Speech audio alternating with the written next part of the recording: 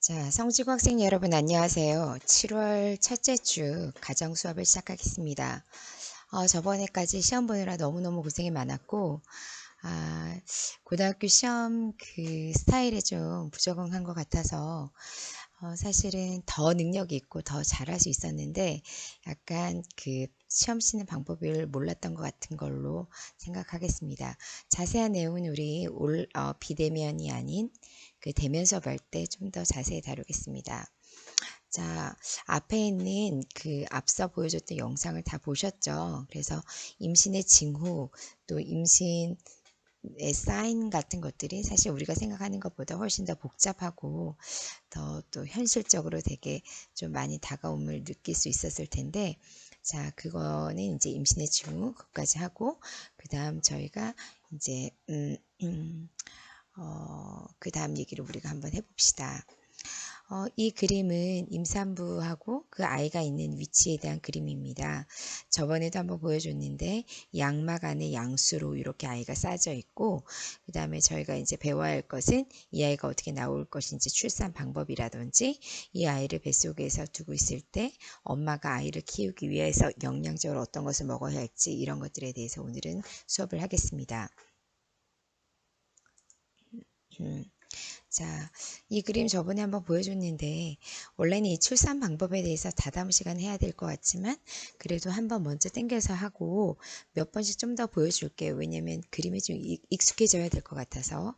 자, 이 그림은 제왕절개 그림이라서 사실 인공으로 아이를 꺼내는 방법인데, 이거는 보통의 그 산모들이 하는 방법이 아니라 뭐 아기가 거꾸로 있다든지 아니면 산모가 고령이어서 자연적으로 분만하기 어려울 때 하는 방법입니다. 우리나라에서 이런 수술 방법을 많이 사용하고 있지만, 사실 여기 나와 있는 자연적으로 아이가 질을 통해서 나오는 방법이 가장 아이한테도 부담이 적고 산모한테도 가장 몸에 좋은 방법입니다. 그래서 여러분들이 나중에 아기를 낳을 때 웬만해서는 이렇게 자연분만으로 낳는 방법들을 정말 적극 추천드리고, 몸이 아프거나 특별한 사정이 있는 경우에만 인공으로 이제 아기를 낳을 수 있는 그런 방법을 이제 생각해 보는 것도 괜찮을 것 같습니다. 그래서 보통은 이렇게 질을 통해서 아기를 낳는 거죠. 이거 외에 좀 더 다양한 방법을 보면 여기 나와 있는 세 가지 방법들은 다 이제 질을 통해서 낳는 이 방법의 일환입니다. 이거는 종합병원이나 이렇게 해서 많이 쓰는 방법이 아닌데, 근해 분만이라고 해서 여기가 있는 노란색 이런 부분, 이런 그 끈이 다 스프링으로 되어 있어요. 그래서 엄마가 약간 이렇게 엉덩이로 이제 이 의자를 이렇게 출렁출렁 하게 되면 이게 약간 쿠션감이 있게 돼서 엄마가 배가 아플 때 약간 고통을 줄여주는 그런 효과가 있다고 합니다. 사실 이런 근해 분만 방법은 중력의 방향과 아기가 나오는 방향이 같기 때문에 아기가 굉장히 수월하게 나올 수 있는 장점이 있는 반면, 의사가 아기를 받을 때는 숙여서 아기를 받아야 되기 때문에 의사 입장에서는 되게 불편한 방법이라고 할 수 있죠. 그러나 종합병원 같이 이렇게 큰 병원 아니라 개인 병원에서 이제 산모의 입장을 고려하는 그런 병원에서는 이렇게 이런 근해 분만을 사용하기도 합니다. 이거는 실제로 이렇게 분만하는 건 아니고, 잠시만요. 실제로 이렇게 분만하는 건 아니라 약간 그 상징적인 이미지인데, 아이는 양수에 있었던 물에 대한 기억이 있기 때문에 물 속에서 출산하는 것들을 아기는 굉장히 자연스러워하죠. 그래서 물을 되게 익숙하게 느끼기 때문에 이래 물에 대한 익숙한 느낌으로 이제 분만 방법을 결정한다는 건데, 바로 이게 지금 수중 분만입니다. 그래서 이런 그 병원에서 지정한 이런 욕조 안에 여기 보면 다 비닐로 다 되어 있죠. 그리고 이 안에 있는 물은 소독된 물을 사용합니다. 그래서 아무렇게나 그냥 온수를 틀는 게 아니라 병원에서 다 소독을 한 그런 물을 사용하고, 처음부터 여기 진통 시작부터 들어가져 있는 게 아니라 아기가 막 나올 때 진통이 가장 심해서 아기가 몸 밖으로 나오려고 할 때, 그때 이제 욕조 안에 들어가서 아기를 낳는 방법이죠. 어떻게 보면 아이의 그 출산의 고통 나올 때 그 고통을 줄일 수 있는 방법이고, 엄마도 되게 편하게 아기를 낳을 수 있는 방법이라서 추천하는 방법이지만, 모든 여성들이 다 이 수중분만의 방법을 선호하는 건 아닙니다. 그래서 이제 주의 깊게 보시면 될 것 같고요.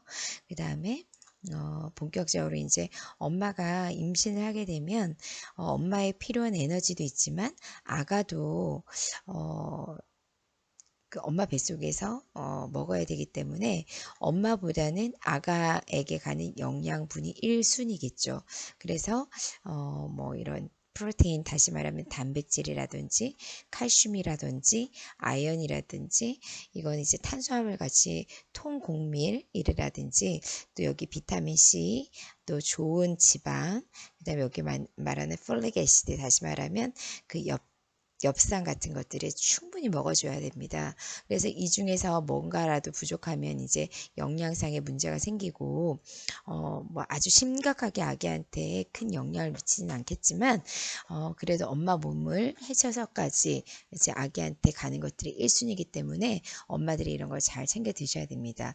예를 들어서 칼슘이 만약에 부족하게 먹었다면 엄마 뼈에 있는 칼슘을 아기한테 먼저 보내고, 엄마 뼈에 있는 것도 부족하다 그러면 엄마 이빨에 있는 것까지 다 긁어가기 때문에 이런 영양소들을 충분히 다 먹어줘야 아기를 낳은 다음에도 엄마들은 건강하게 생활할 수 있습니다. 이렇게 뭐 인스턴트 커피라든지 인스턴트 음식이라든지, 뭐 하여튼 이렇게 뭐 특별히 팥이라든지 뭐 이렇게 이런 등등 특별히 인부에게 안 좋은 그런 곡물이라든지, 그 다음에 생강, 흰설탕, 보거를 그냥 먹어도 되는데 혹시나 해서 이제 보거에 내장 같은 것들이 독이 있기 때문에 이런 것들은 굉장히 좀 피해야 할 것 같고, 아기한테 안 좋다라고 이제 알려진 것들을 웬만해서 가려서 드시는 게 좋습니다. 그 중에서 단백질이라든지 그 탄수화물 같은 것들을 우리가 잘 챙겨 먹는데, 만약 잘 못 챙겨 먹는 것들이 세 가지 종류들이 있습니다. 그래서 칼슘 같은 것들은 당연히 이제 많이 드셔야 아기의 뼈, 머리뼈, 다리뼈, 팔뼈 다 뼈를 구성하기 때문에 칼슘이 굉장히 많이 필요합니다. 그래서 이 칼슘의 양을 많이 드셔야 하고, 그다음에 이 엽산과 철이라는 그런 영양소가 있는데, 이 엽산은 사실은 아가의 그 신경계를 만드는 데 사용되는 그 영양소입니다. 그래서 이거를 충분히 먹어줘야 아기들이 이제 뇌에서 신경 그 세포들이 자랄 때 아이한테 영향을 많이 미치게 되는 거죠. 그래서 엽산은 사실 그 낙엽 할 때 그 엽이거든요. 그래서 뭐 시금치라든지 이런 데 많이 들어있긴 하는데, 진짜 많이 들어있는 거는 키위에 많이 있습니다. 그래서 임산부들은 키위 주스 이런 걸 많이 드시는 게 괜찮고요. 철은 이런 동물성, 예를 들어서 붉은색 살코기, 돼지고기, 쇠고기, 뭐 이런 붉은색을 띠는 살코기에 많이 들어있고, 이런 게 흡수가 잘 되는데, 만약에 철이 부족하면 엄마가 많이 빈혈이 생겨요. 근데 이 철은 아까도 말했지만 붉은색 살코기에 굉장히 많이 들어있기 때문에 이 철을 흡수하기 위해서 이런 살코기를 많이 먹게 되면 엄마들이 너무 비만해지는 경향이 있습니다. 그래서 철 같은 경우에만 영양제의 도움을 받는 것이 필요합니다. 그래서 임신 후에는 임신 전보다 뭐 1.7배 철분이 더 필요하다 하는데, 임신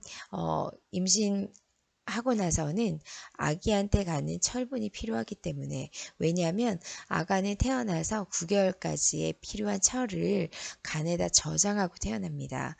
그렇기 때문에 임신 전보다 임신 후에 훨씬 많은 철이 필요한 거죠. 그래서 이 철을 다 음식으로 소화할 수 없기 때문에 반드시 철 영양제를 드셔야 합니다. 그래서 다른 것들은 영양제를 안 드셔도 되지만 철분제 같은 것들은 반드시 영양제 형태로 드셔야 빈혈이 생기지 않고 쓰러지는 것을 막을 수 있습니다.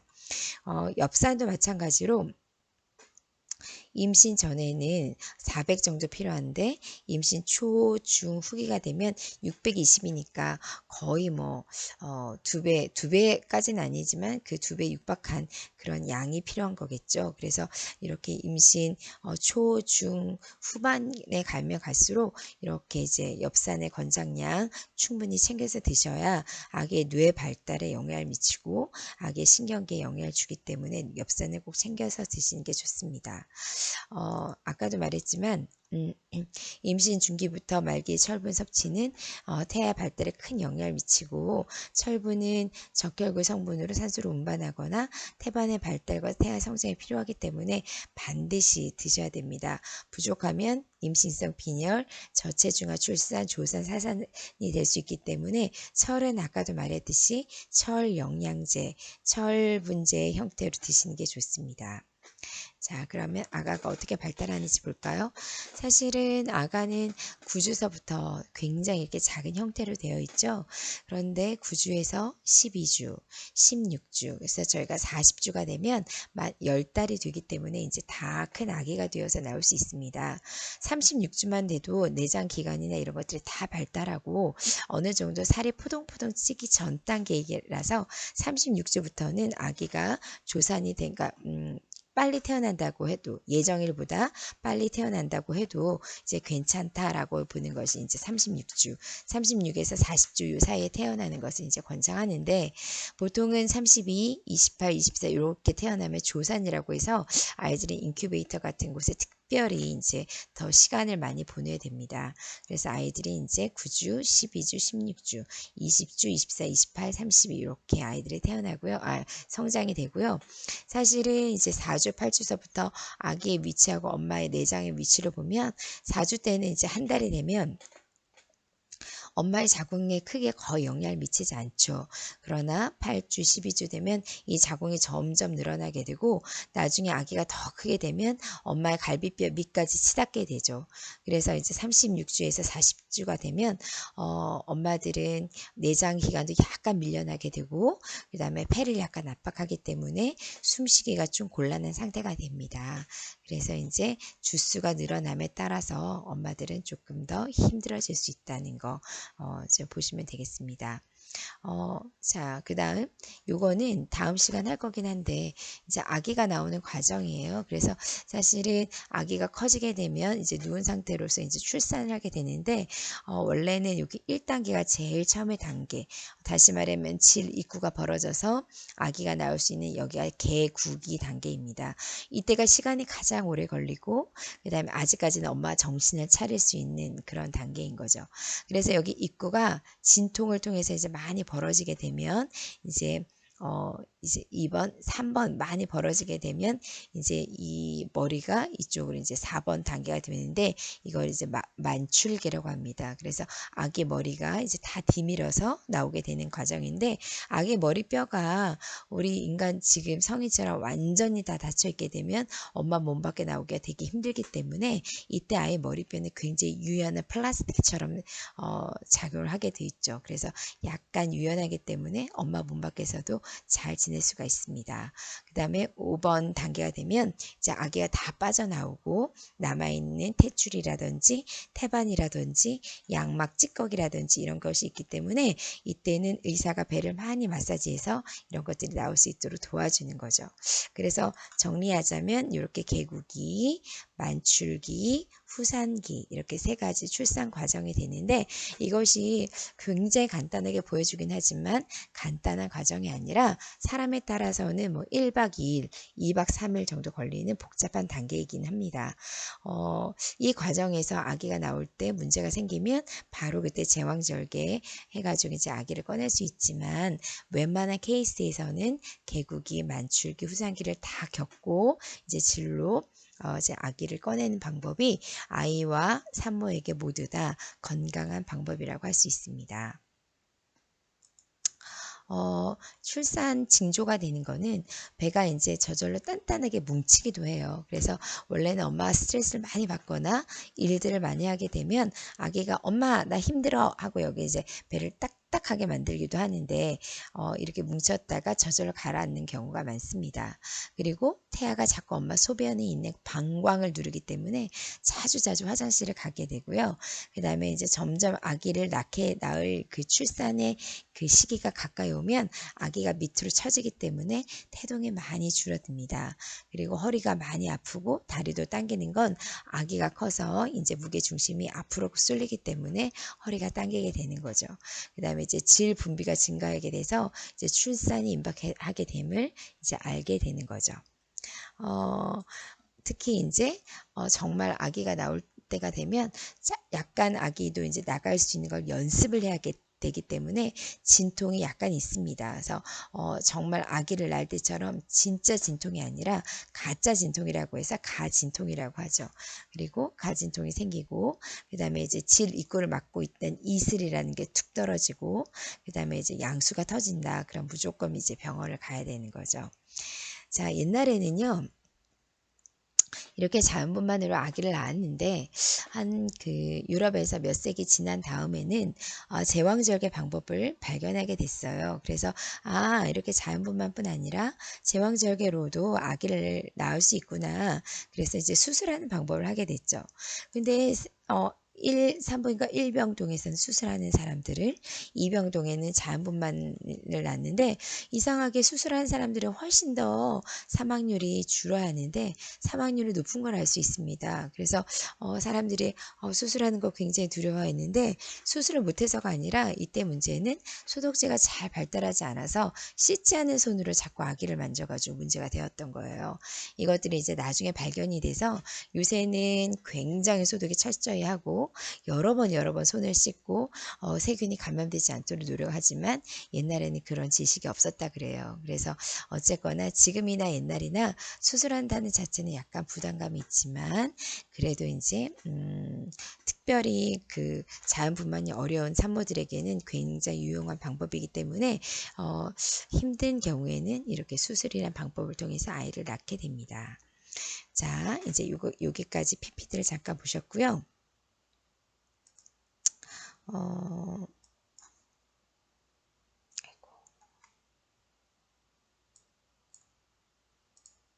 자, 지금부터는 프린트를 한번 보시기 바랍니다. 우리 그때 프린트를 올려준 거 8번부터 이제 11번 프린트까지 이제 올려줬는데, 저희가,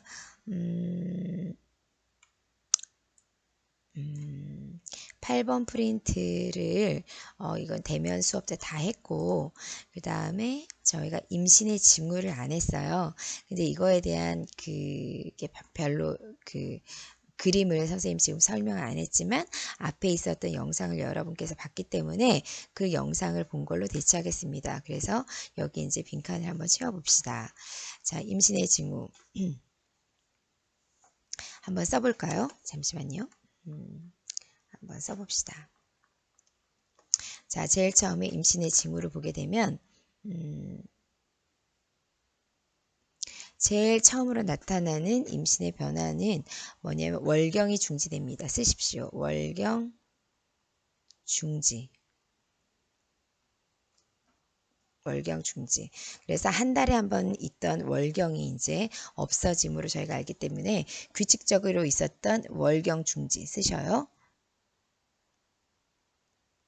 월경 중지. 월경이 중지되면 사실은 배가 자궁이 늘어나면서 생기는 그런 복통보다는 이 월경 중지라는 것이 이제 최초의 임신 징후라고 볼 수 있습니다. 최초입니다. 그래서 월경이 규칙적으로 하던 사람이 월경이 잘 안 된다. 그러면 이제 그게 임신의 사인이 될 수 있죠. 그러나 규칙적이지 않은 사람은 잘 모르고요. 입덧은 한 거의 뭐 3개월 때, 뭐 2개월 때 이제 빠른 사람을 그렇게 알 수 있는데 입덧할 때까지 잘 모르는 경우들이 많이 있죠. 식욕이 부진하고 구토, 기후식품들이 변화가 생겨요. 왜냐하면 너무 속이 니글거리기 때문에 보통의 이제 매운 거 뭐 이런 거 싫어하는 사람도 너무 속이 니글거려서 매운 거나 신 것을 좋아하는 경향이 있죠. 그 다음 세 번째는 기초 체온이 변화됩니다. 기초 체온 상승. 체온이 올라가요. 그래서 호르몬 작용으로 굉장히 더워지는 거죠. 그래서 기초 체온이 높은 상태 유지. 높은 상태 유지. 그 다음에 이제 가슴이 커져요. 유방이 커지고 피부에 변화가 생겨요. 특히 유두, 빛깔이 짙어지고요. 그 옆에 쓰세요. 뭐가 생기냐면 복부, 배에 중앙선 생겨요. 어, 믿기지 않겠지만 되게 희한한 현상이 생긴데 이게 배가 이렇게 있잖아요. 다시 그릴게요.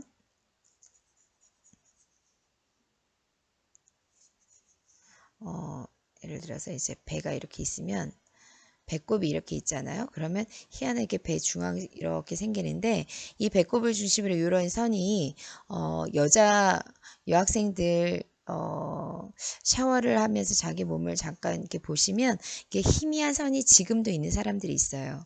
근데 이제 임신을 하게 되면 이런 색소의 침착이 생기기 때문에 색소 침착으로 인해서 가운데 줄이 아주 진하게 생기죠. 그리고 임신이 이제 끝까지 출산이 임박할 때가 되면 이게 더 굵어지게 되죠. 근데 희한하게 아기를 낳아서 출산이 되잖아요. 출산하게 되면 이 줄이 굉장히 그냥 빨리 사라지게 돼요. 그래서 이 줄이 다 이제 없어져서 원래 이런 상태로 되게 되는 거죠. 그래서 희한한 일이긴 하지만 음, 이 복부에 중앙선이 생긴다는 거. 자, 잠시만요.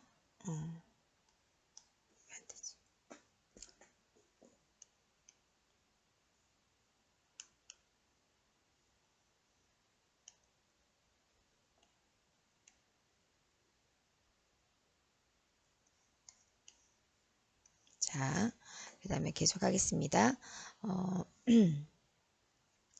태동이라는 건 아기가 뱃속에서 움직이는 거예요. 그래서 이때가 되면 엄마들은 아기하고 약간 교감 같은 거 느낄 수 있겠죠.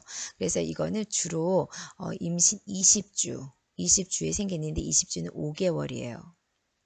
20주에 이제 처음에 이렇게 약간 새가 배를 약간 새가 배를 약간 이렇게 긁는 듯한 느낌으로 이렇게 아기가 느껴져요. 그래서 점점점 지나게 돼서 저희가 이제 아기를 낳기 전까지 되면 아기가 발로 팍 차기도 하고 아니면 이제 손으로 이렇게 긁기도 하고 뭐 이런 사인을 보내죠. 그래서 아기가 움직이는 거 임신 20주 5개월부터 이제 아기가 움직이죠.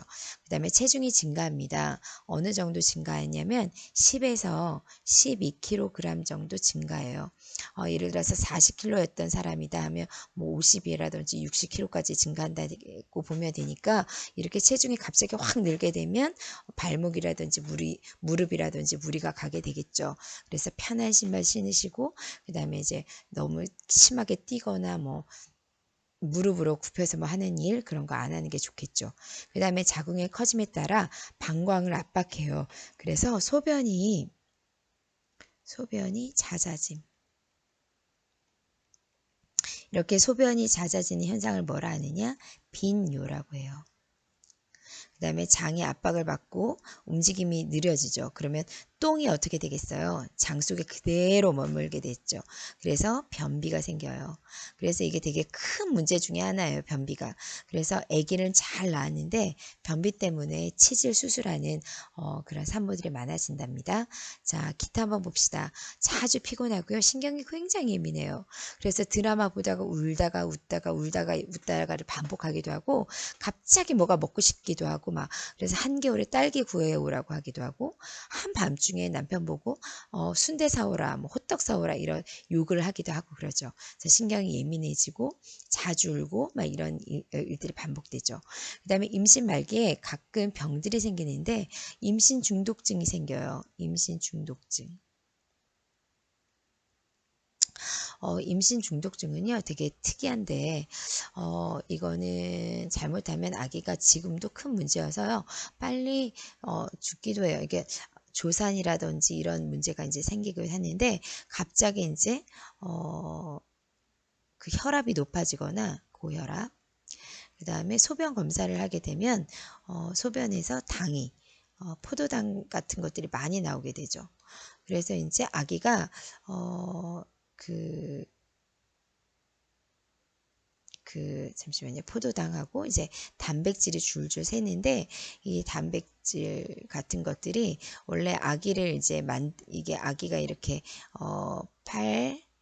다리 이렇게 있으면 이 모든 것들이 살로 채워지기 때문에 이 부분들이 다 단백질이 이제 채워져야 되는데 이게 소변으로 너무 많이 나오기 때문에 아기가 잘 성장이 안 되는 거예요. 그래서 얘가 잘 성장이 안 돼서 몸 밖으로 빨리 나오는 걸 이제 조산이라고 하는데 큰 문제가 됩니다. 그래서 고혈압이라든지 이게 몸 밖으로 단백뇨가 많이 나오는 거, 그 다음에 이제 몸이 퉁퉁 붓는 부종, 이런 것들이 특징이에요. 그래서 이런 문제가 있으면 아기의 이제 생명이 위험하고 아기가 빨리 죽을 수도 있기 때문에 이런 임신 중독증은 지금도 이제 큰 문제가 되는 거죠. 그래서 현대 사회가 된다 하더라도 이런 임신 중독증의 문제가 있기 때문에 늘 병원을 꼭 가서 이제 소변 검사를 하면서 단백뇨가 나오는지 아니면 이제 포도당이 너무 줄줄 새지 않는지 이런 거를 체크할 필요가 있습니다.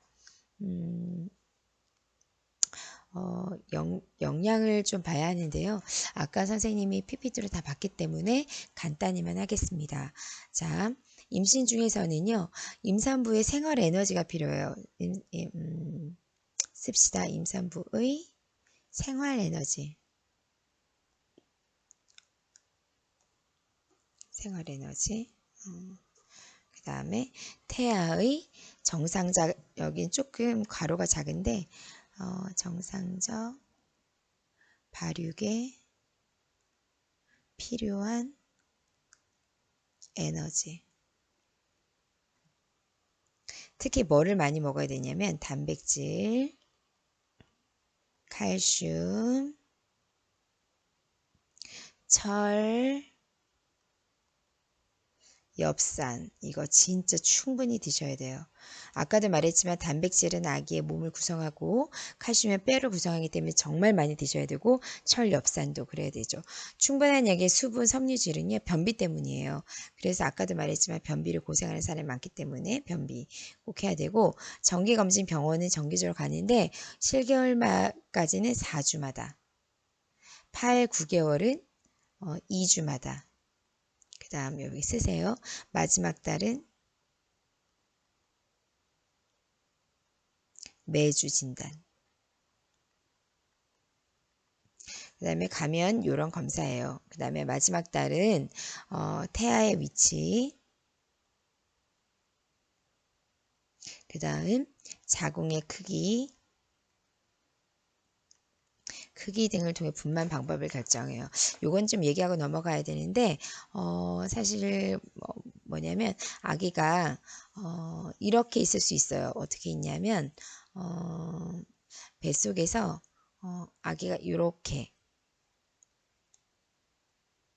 엄마 이게 배 안에 이렇게 있으면 이건 여가라고 해서 아기가 나올 때 다리부터 나오잖아요. 그럼 여기 이 머리가 엄청 큰데 이 머리 부분이 여기 나오는 이거 끼기 때문에 이 아이는 호흡을 할 수가 없어요. 호흡할 수 없게 되면 이제 그 즉시로 이제 뇌세포가 파괴될 수 있어요. 그래서 아기는 반드시 머리가 이렇게 밑으로 이렇게 있는 이런 형태로 있어야 아기는 정상적으로 분만이 가능합니다. 그래서 아기가 이렇게 있는 아기 태아의 위치가 이렇게 있다든지 아니면 아기가 엄마의 자궁은 이렇게 너무 나가는 입구는 작은데 아기의 머리가 너무 커가지고 나갈 수가 없다. 이런 상태일 경우 이제 분만 방법을 수술하는 방법을 결정하게 되는 거죠. 그래서 이제 엄마의 그 상태를 보고 엄마의 상태를 보고 태아의 위치라든지 자궁의 크기라든지 이런 걸 보고 이제 정기 검진 때 분만 방법을 결정하게 되는 거죠. 그 다음에 이제 운동하셔야 되는데 분말 대비해서 요가, 체조 같은 거 하시면 좋아요. 안 되는 거 있어요. 달리기, 뭐 마라톤, 아니면 암벽 등반 이렇게 힘을 많이 쓰거나 되게 힘들게 하는 것들을 조심하셔야 되는데 운동이 왜 필요하느냐? 체중 조절 때문이에요. 체중 조절을 우리가 아까 약 10에서 12kg 정도로 해야 되는데 지나치게 20kg나 30kg 많이 찌는 사람들이 있어요. 그러면 이제 엄마에게도 안 좋고 아기에게도 문제가 되기 때문에 적절한 운동을 해서 이제 아기를 잘 낳을 수 있도록 그런 체력도 대비하여야 되고 적절하게 체중 조절도 하셔야 되죠. 그 다음에 기타 봅시다. 충분한 안정 취하셔야 돼요. 안정. 그 다음에 휴식으로 스트레스를 피함.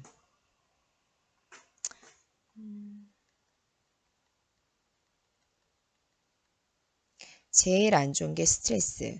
스트레스를 받게 되면 아기가 엄마 뱃속에서 살 수 없다고 생각해서 몸 밖으로 나오게 돼요.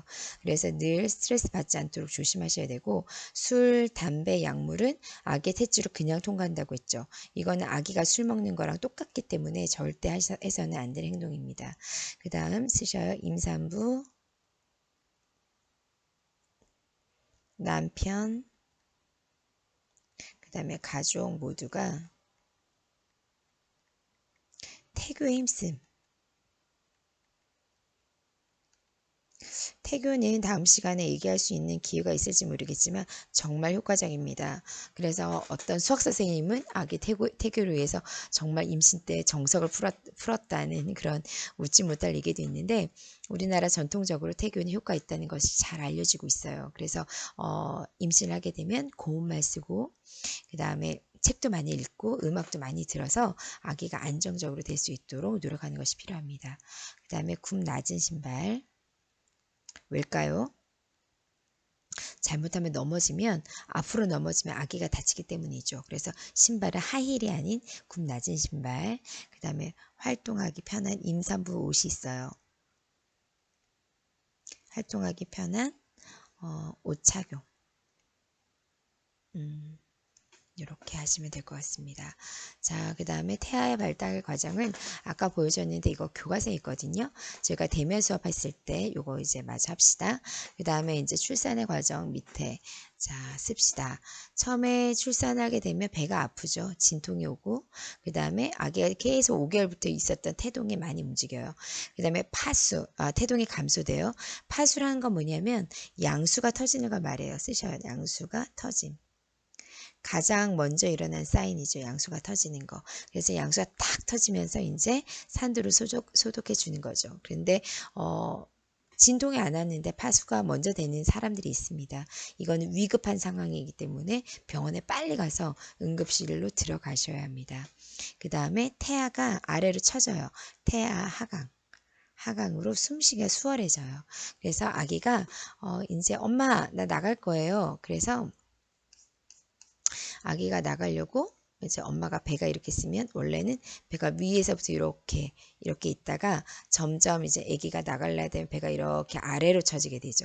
그래서 이제 아래로 아기가 나가게 되니까 엄마가 훨씬 더 폐나 이런 부분들이 숨쉬기 편하게 되는 거죠. 그래서 이제 이 골반에 아기 머리가 끼기 때문에 태동도 계속 감소되고 그 다음에 이제 훨씬 숨쉬기 수월한 그런 상태가 되는 거죠. 그전에는 아기가 이렇게 있어서 굉장히 숨쉬기도 어렵고 또 태동도 활발하게 움직였는데 말기로 되면 될수록 아기가 밑으로 쳐져야만 이제 아기가 나올 수 있는 그런 상태가 되는 거죠. 자, 그래서 그 임신 중의 생활들은 사실 선생님이 이렇게 되게 간단하게 했긴 했지만 실제로 아기를 임신해서 태어나기까지는 10개월이라는 시간이 필요합니다.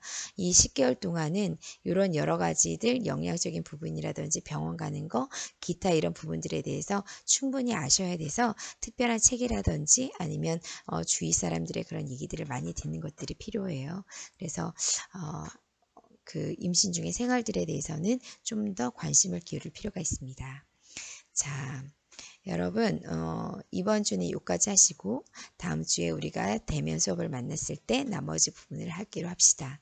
자, 너무너무 고생 많았고 오늘도 수고 많았습니다. 여러분 화이팅!